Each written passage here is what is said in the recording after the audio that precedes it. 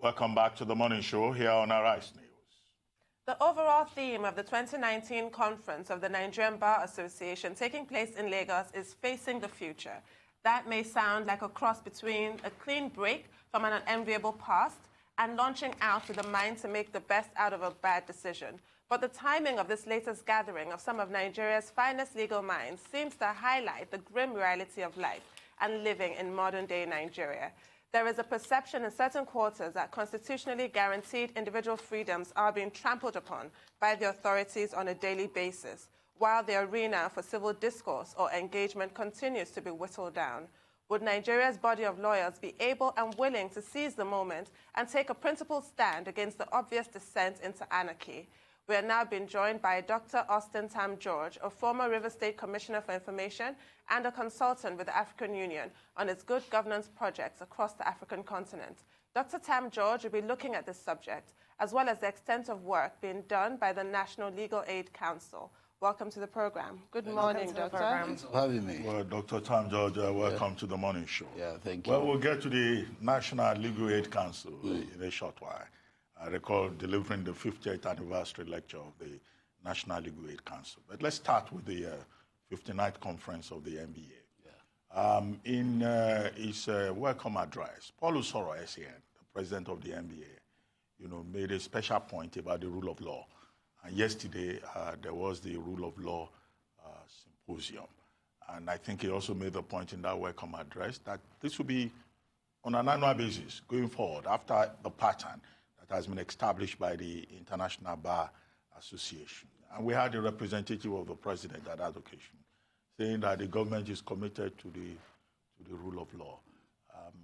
How significant is this development, considering the fact that the federal government, the president once came to the NBA conference to say that the rule of law can be subordinated to national interest, they call it. I think there's a broad consensus that, the country has got to respect the fact that it is better for us to allow the laws to rule rather than just the whims and caprices of those who may be in office at this time. So, conferences like this give us another opportunity to rethink the direction of the discourse on rule of law. There is a concern that the chief legal officer of the country, the Attorney General of the Federation, has said something about, if you like, selective respect for court orders. And if that is the case, people are going to be concerned. If the court has given an order that a certain individual should be released, or if there's a sense that people are being held in custody simply because they express political views that are radically different from those of those who are in office, there's going to be a concern. So this is an opportunity for people to say, look, we need to re-emphasize our commitment to respect the laws of the land. Yes, but do you think it might be a missed opportunity because the Senate Minority Leader, Eniyana Abaribe, raised a point about the NBA's meek acquiescence to the way the former CJN, Walter Noggin, was removed from office? He was backed up by Chief Ozekome SON, saying he cited the Pakistan example and how lawyers went out and protested Musharraf's overbearing attitude towards the judiciary, only for Mr. Femi Falana, SAN, to contradict them, saying that it's difficult to support those who have millions in their accounts, he was saying. But I'd like a comment on this, because that surprised me. I was actually aghast that a lawyer would stand up and say that. Is the rule of law only for those who are purer than driven snow? It is human rights. It's not decent people rights. It's not saints' rights.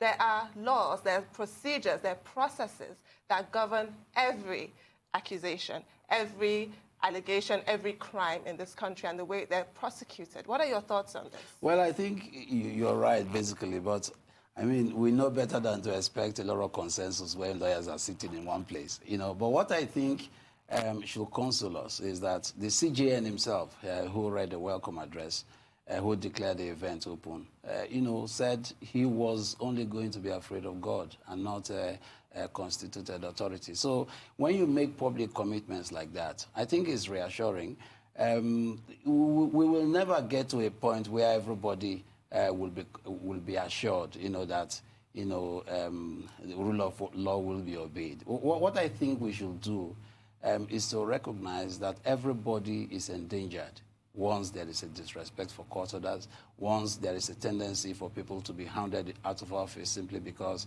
they disagree with our positions. If there is a diminution of people's confidence in the administration of justice, if people feel that the judicial arm of government is compromised, the tendency is that there will be more and more resort to self-help, and nobody wants that. So I think it is out of enlightened self-interest that people recognize that at this point in time, when there is a sense of siege on the judiciary, people should come out to say, look, maybe we should re-emphasize our commitment to the rule of law in the country. Absolutely. And one thing that's become a hurdle for that, of course, is the fact that the separation of powers is not respected. It's a conversation that we've had for such a long amount of time. And at the 59th annual conference of the NBA, one would expect that a large part of the discussions that are going on are back onto the autonomy of the judiciary and how legal societies can start to stimulate that move. So what do we need to start seeing in terms of restoring the autonomy of the judiciary? There's a question about funding, the funding structure. How well and independently will the judicial arm of government be funded? Because the tendency is that if they are not properly funded, there will be an alteration in their relationship with the executive arm. But if they are funded as they ought to be funded, then we'll begin to talk about independence. It's not just funding, though. We think that people should begin to recognize the co-equal status of these other arms of government. Because, when we talk about government, there's a tendency for people to always think about the executive alone. But there's the legislature, there's the judiciary. It's kind of the military. Yes, so, but I think civil society has a very big role. And, the NBA, as a professional body, also has a very big role to remind us that, look, there are other centers of power as far as the administration of justice is concerned, and that we will not allow this kind of overbearing tendency on the part of the executive arm.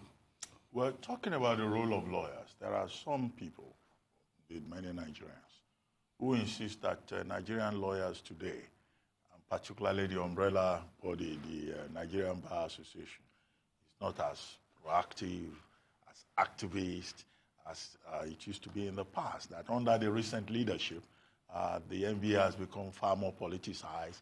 It's become almost a political arm of political parties, and that, this is not good enough. Beyond the role of the lawyer in the temple of justice, people expect that lawyers as professionals, as technocrats, will also be in the forefront. The kind of thing we saw in the days of Komi Oshobu, Aka Alao Bashorun, and of course, Gani Fawemi. What do you think?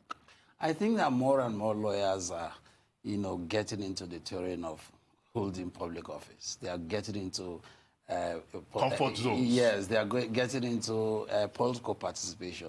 And so it's getting increasingly difficult for us to delineate their participation in civic life. Some of them, recognize that, they need to function professionally, remain within the ambit of the MBA, and be able to lead this kind of advocacy we're talking about. But some of them are also politically active. And so there is a tension between, professional loyalty and the tendency to also seek public office. So, but what I think is that in the final analysis, we need to respect the fact that everyone loses if there is draconian regime, if there is, an endangerment of the rule of law.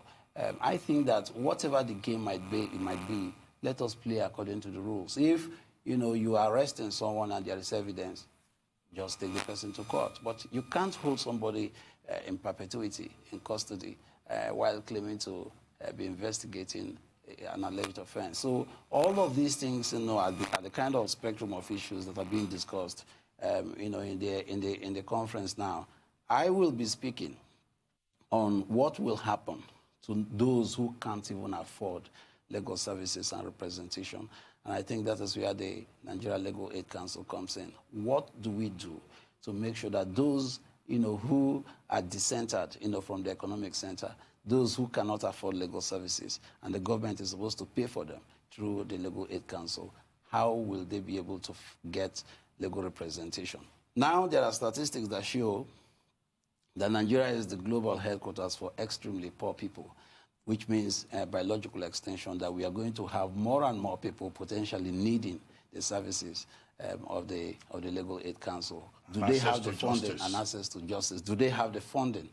Do they have the service penetration? So these are some of the issues, I think, that will engage discussants today. You're speaking on that later on this morning, yes. About the National Legal Aid Strategy, yes. and pro bono and access to justice. Yes. So I'm not going to ask you to give away your whole address, but if you can give us some highlights, would appreciate that, because the whole point is justice. And we have to always remember that Lady Justice is not mere symbolism. She wears a blindfold, has scales in her left hand and a sword in her right hand. It all has a meaning.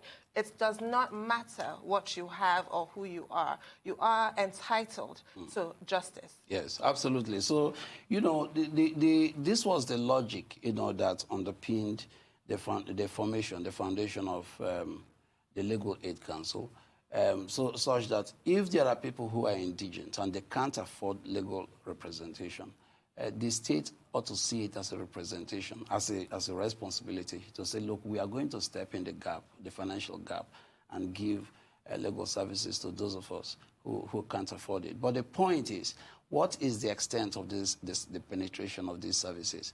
What is the degree of awareness out there in the public? What kind of funding structure do they get? What is the quality of advocacy that comes from when there is a perception that the legal services are free, in fact? So is there a degrading of standards in terms of representation? So these are the broad spectrum of issues that we'll be discussing. According to the records of the Legal Aid Council, they have their office in Abuja and all the 36 states. They have, as of 2016, about 25 legal aid centers in 25 local government areas out of 774 local government areas. So what is the extent of penetration? Now that we have more and more people, getting poorer and poorer, it means that there's going to be a widening of the pool of those who potentially will be needing legal representation. Dr. Tam-George, if I could ask you to just hold your thoughts, and you can expand when we come back from a short commercial break. Sure. Stay with us. Welcome back to the morning show here on the Arise News channel. Still with us in the studio is Dr. Austin Tam-George, former River State Commissioner for Information and a consultant with the African Union, and of course, a lawyer. Well, I'm not a lawyer. You are not a lawyer? I'm not. Oh, okay. I thought you were a lawyer. No, I'm not. Ah, okay. Yes. In fact, one of the good things about this conference is, it's all embracing.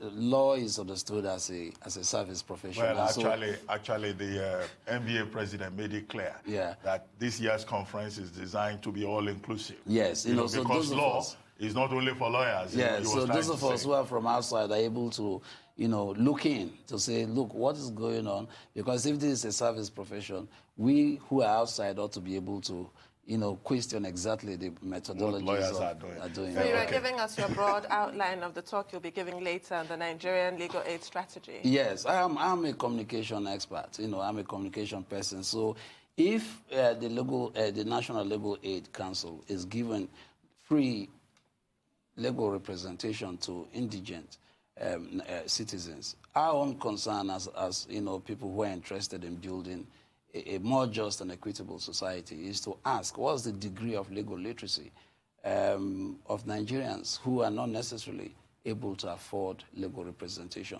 And since we recognize that it takes a very expensive and sometimes very long litigation process to get justice, we are asking what other alternative methodologies exist, for people to get conflicts resolved. And so we are going to question, in the course of my own presentation, we are going to question the role of alternative dispute resolution mechanisms to see whether it is possible to expedite conflict resolution outside of the formal structures of of litigation. So these are some of the issues I think that those of us who are non-lawyers can bring to the table and then see whether we can expand the spectrum of conversation in this kind of conference. What are some of these ideas of conflict resolution that you think can be applied just to general life outside of the rule of law? Can you give us some examples? No, I think that, you know, alternative dispute resolution mechanisms are ultimately voluntary. You can't compel people to get involved, yes, you know, and they are just alternatives, you know, but if the parties insist that they must go through the formal litigation process, you can't help it.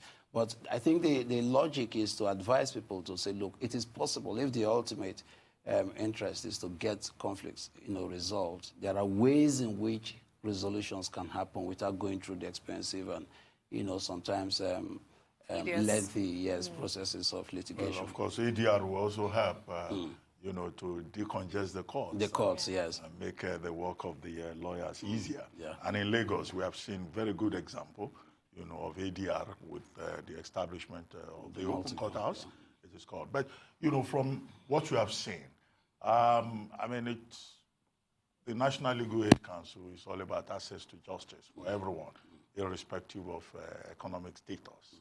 Right? But what kind of challenges do you think we need to address that the Legal Aid Council has faced within the context of justice reform, the justice sector reform? I think funding is a major challenge because there's a degree to which you can expect funding from the federal government. It's a federal government concern under the Federal Ministry of Justice. What is the degree of funding vis-a-vis the extent of need out there? Our own findings, you know, suggest that they need to expand their partnerships in order to get donor participation. That's one point. The second point, in terms of challenges, has to do with the kind of economic meltdown that we now face. Since the Legal Aid Council, you know, targets indigent citizens, the more and more poor people we have, the wider the pool of people who potentially will be needing legal aid. Do they have the funding, therefore, to take care of this expanding pool? What this means is that we need to go beyond simply giving legal representation to ask questions about economic equity. We need to make sure we run a better economic regime such that more and more people will be pulled out of poverty and therefore needing less and less free legal aid. So it's a broad spectrum of challenges. What about children's rights? I haven't seen a great deal of coverage in terms of the rights of children. What about women who are sometimes marginalized by cultural practices? Does the legal aid representation scheme cover those kind of cases? So these are the issues we want to open up in conferences like this so that we can you know, enlarge the scope of debate.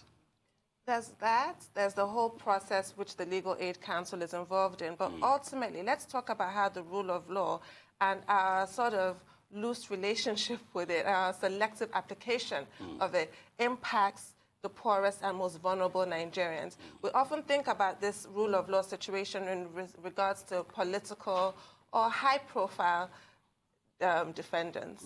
But what about the poor? I think of cases such as Lagos State refusing to adhere to court rulings regarding evictees when they're trying to develop property and what have you. They just go in en masse, attack the residents, call them squatters, and evict them.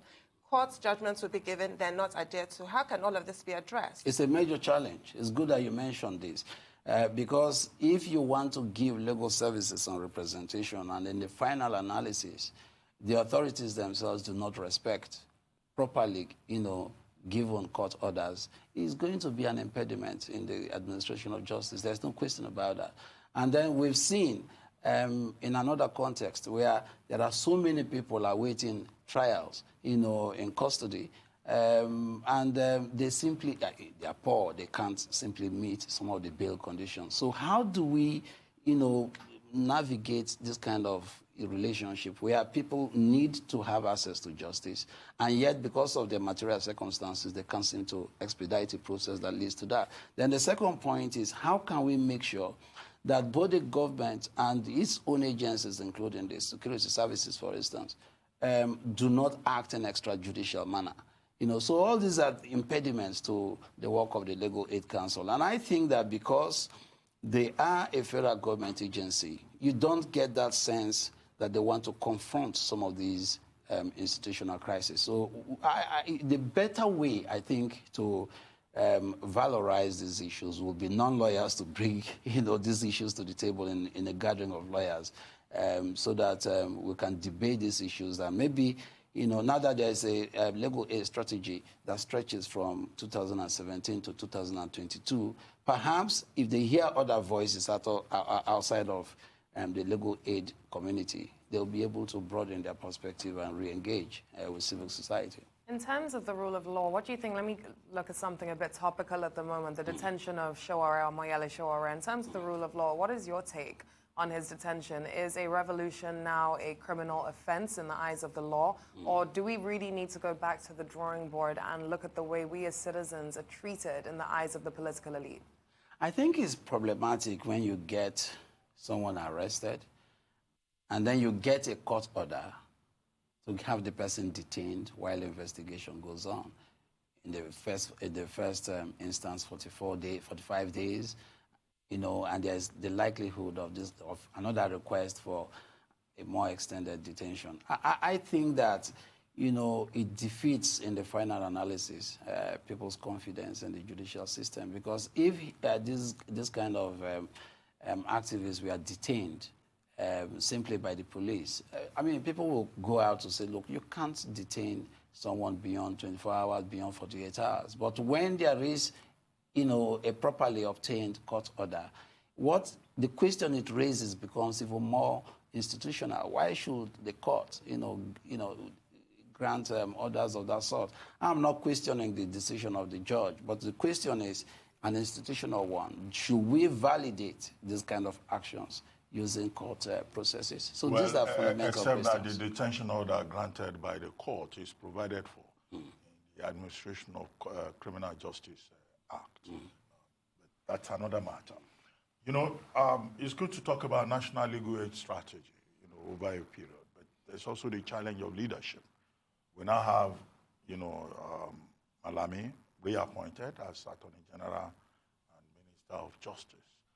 What kind of leadership will you recommend that the Ministry of Justice should provide in making sure that our legal aid councils, either at the federal level or at the state levels, become more efficient?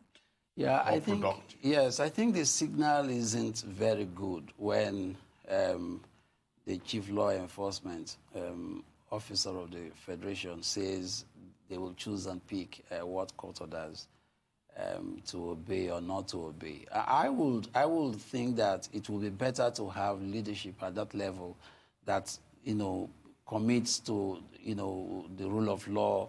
Sometimes even when you don't agree with court orders, the whole point about rule of law is not necessarily perfection, but that people should, operate within the ambit of the law, imperfect as it may be.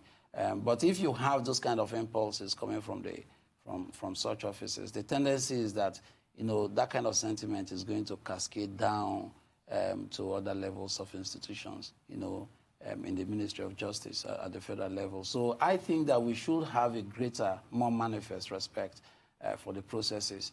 But beyond that, we should commit to the dignity of the human person. Dr. Tam-George, let's take another short break. And then when we come back, we'll continue with the conversation. We'll take a short break now. We'll be right back. You're still watching The Morning Show here on the Arise News channel. And we have with us in the studio Dr. Austin Tam-George, a former Rivers State Commissioner for Information and a consultant with the African Union on his good governance projects across the African continent. Dr. Tam-George, before we went on that break, we were talking about the importance of leadership and the right signaling from the Office of the Attorney General and also the Ministry of Justice. But beyond that, do you also want to talk about the role that lawyers can play in ensuring access to justice for the poor in terms of providing pro bono services? It looks like, many lawyers are obsessed with big ticket, cases, and they don't seem to have enough time for the poor. Yes, there are lawyers, who are given pro bono support not just to indigent citizens directly in their private capacities, but partnering with the Legal Aid Council. But, you know, with the economic meltdown, more and more lawyers are also coming under financial pressure. And therefore, they are looking more and more at, you know, profitable practices rather than simply giving pro bono services, which is why, you know, in the course of our discussions, I mentioned that beyond simply wanting to give, you know, legal representation, perhaps we should be concerned about the general economic climate of the country. Because the poorer people are, the wider the pool that the Legal Aid Council's work will target. So rather than look at it mechanistically in terms of simply providing legal representation, the broader debate ought to include, you know, proper, you know, economic planning, making sure we choose the right people to, you know, lead the economic front of the country in terms of policies and their implementation, so that, you know, once people get, you know, more and more able, you know, to represent themselves in court and pay for their services, the lesser the pressure would be on the Legal Aid Council. Let's look at the Chief Justice of Nigeria, Justice Tanko Mohammed's comments that some might say the judiciary, the future looks bleak, but to him it's bright. On what side of that divide do you stand? And I think we have no choice, you know, but to be optimistic. You know, if you look at the theme of the conference itself, facing the future, it's a very exciting theme, because, you know, the professional circumstances of legal practice, you know, are changing. You know, even the definition of the office for lawyers is changing, because more and more people are, you know, lawyers are involved in digital practice. You know, they give legal advisories, you know, while sitting at home. There is also a growing, you know, cross-border partnerships. You know, people, you know, traversing different jurisdictions in order to form partnerships and get representation in court. So what they are trying to do is to say, look, the dynamic is changing. How well, you know, can legal practitioners, you know, evolve along with the larger changes happening in the world? Look at AI, you know, artificial intelligence, digital legal practice, all kinds of things. Now we've signed the free trade agreement. You know, what that means also is that there are going to be all kinds of legal representations that go with cross-border trade. So they are looking at a whole broad spectrum of issues, and I think it's an exciting time to be a lawyer. And for those of us who are observing legal practitioners, it's also a very exciting time to observe. Absolutely. Another thing that was mentioned yesterday at the NBA conference by the president was that we need to look at a new generation of leaders. And he mentioned he kept on the importance of this for the revamp as well of the NBA and the justice system as a whole in Nigeria. Now, yesterday on the program, we had the Vice Chancellor of Bayes University, and I asked him what he thinks about this. And he said, to be honest, he doesn't think it's just about having a new generation of new leaders, but he said it's just about having good people that can do the job.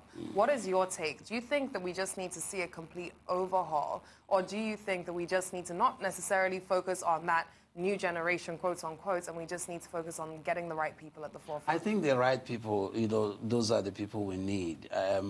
I'm very careful not to stigmatize old age, because we are all getting older now. You know, but, you know, it is mainly the age of your ideas, you know, as Bill Clinton would like to put it. How well, you know, do you adapt to changes happening?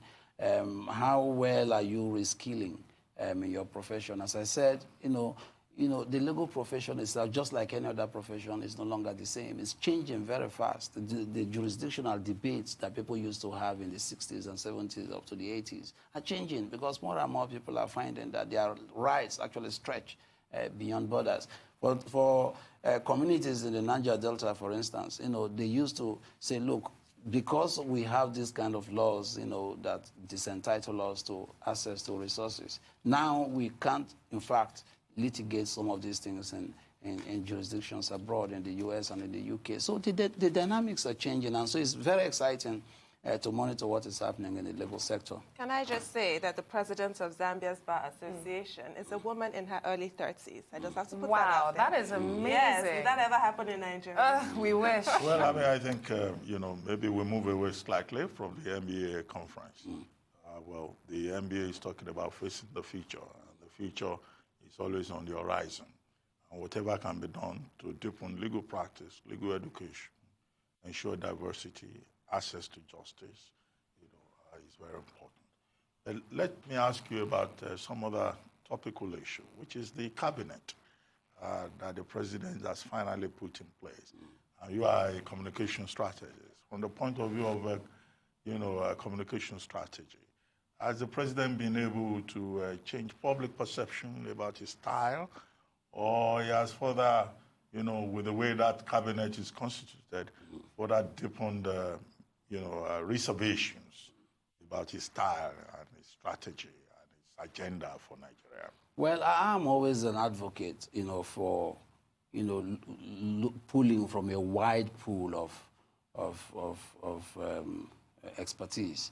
I'm not a partisan person, so my tendency is always towards looking for those who can deliver on the job. Unfortunately, the president had said that he was going to, choose only those he personally knew, presumably people in the same party with him. But that's only a very limited pool. There are all kinds of experts out there, Nigerians in the diaspora who are doing very well in other places.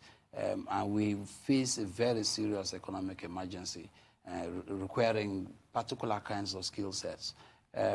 Perhaps one shouldn't be too pessimistic. Maybe we'll wait and see.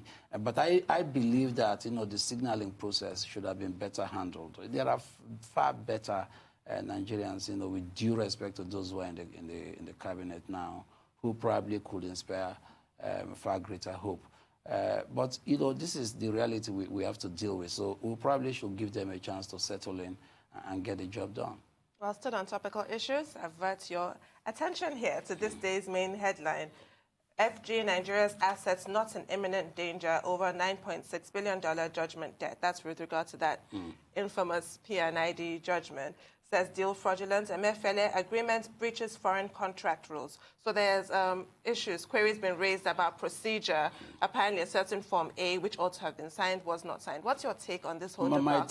My take is the horse has left the stable. I mean, these are not arguments you can now make on the pages of papers.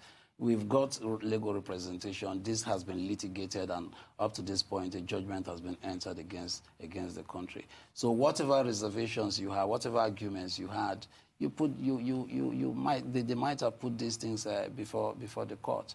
It is now no longer of much relevance to litigate these things in the papers. A judgment has been entered, and my suspicion is that if we don't find a way to to get this matter resolved, the interest on the judgment fund can only increase. It's a very scandalous development, if you ask me, because I thought that our processes would have been better handled. We could sometimes pay for this kind of tardiness if we don't handle our processes well, and this is what has happened. Absolutely. Still on topical issues again, and back to the ministerial list. You were Commissioner for Information in Rivers State. What do you think about the return of Alhaji Lai Mohammed as Minister of Information?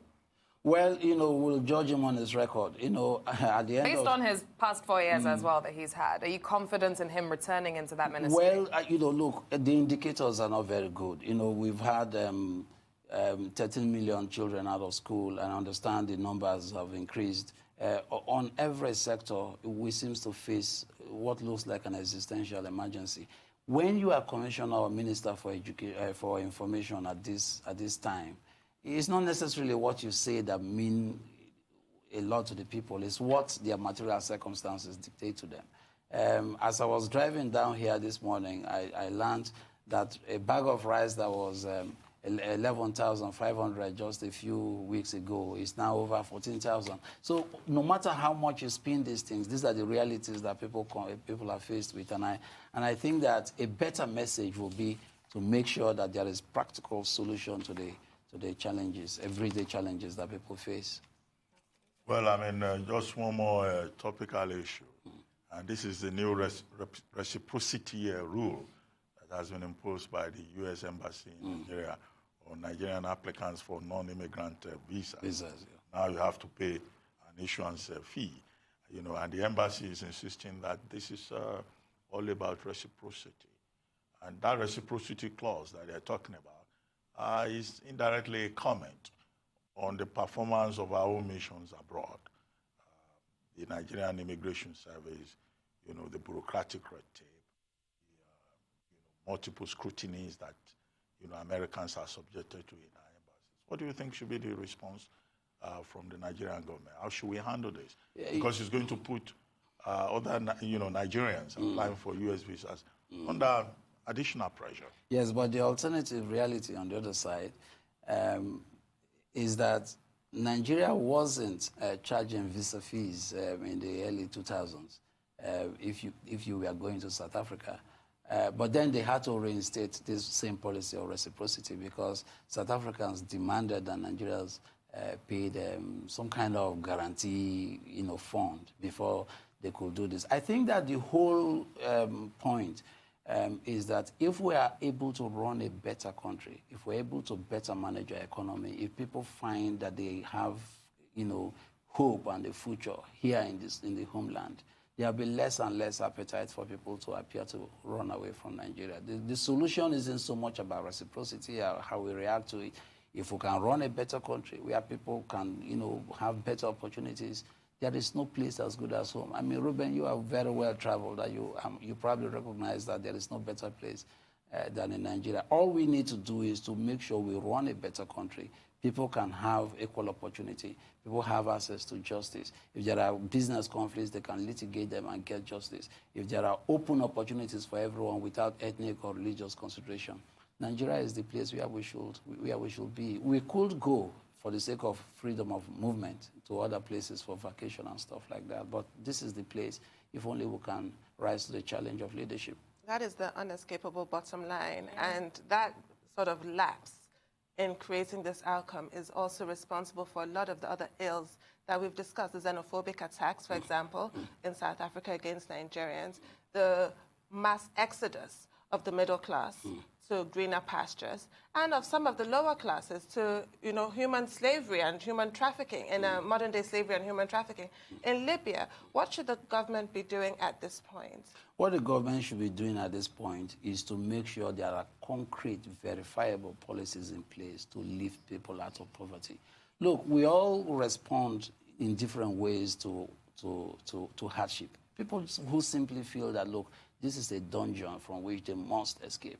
They will take all risks to make, especially when they are younger, they will take all kinds of risks, to leave the shores of this country. Unfortunately, some of them delude themselves by believing that once they land in foreign airports, they will be received with open arms. The reality is always different. I think that the challenge of leadership here is not to make moral appeals to people to stay back at home. No, make them feel that they are stakeholders here, they have opportunities here, give them the opportunities, and Nigerians will really want to stay in this country and travel from time to time. Thank you very much, Dr. Tam-George. Thank you. And all the best with your presentation at the 59th MBA conference later today. Thank you very much.